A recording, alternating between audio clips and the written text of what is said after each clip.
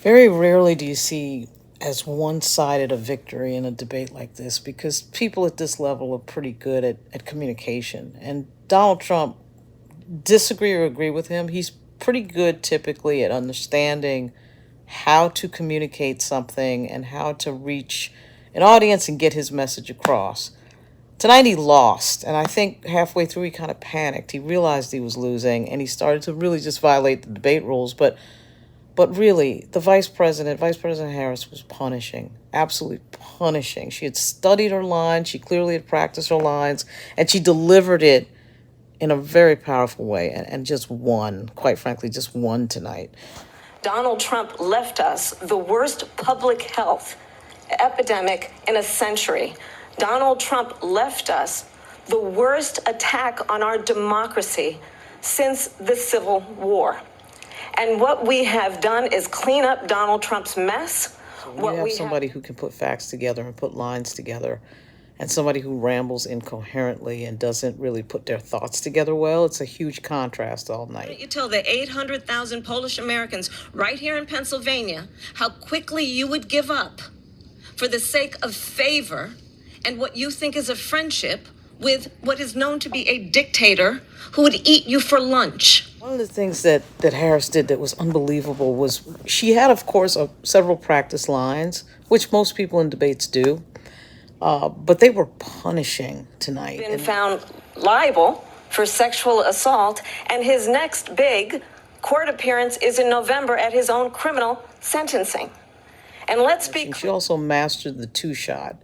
She would look directly at Trump, and a lot of times in the beginning of the debate, she would smile. And so you have this angry face of Donald Trump, and in contrast with this smiling, attractive woman and Vice President Harris. That was going on for the first 30 minutes. Just look at the history to know where people stand. When Donald Trump was president, 60 times he tried to get rid of the Affordable Care Act. 60 times.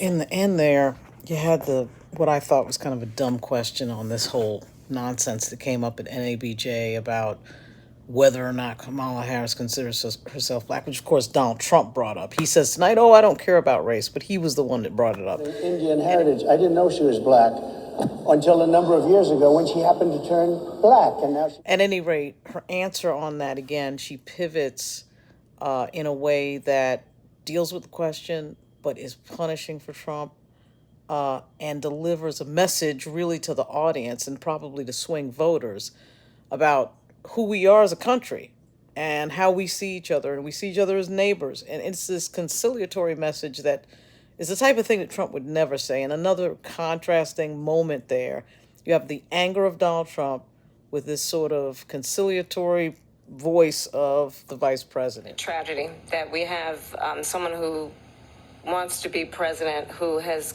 consistently, over the course of his career, attempted to use race to divide the American people.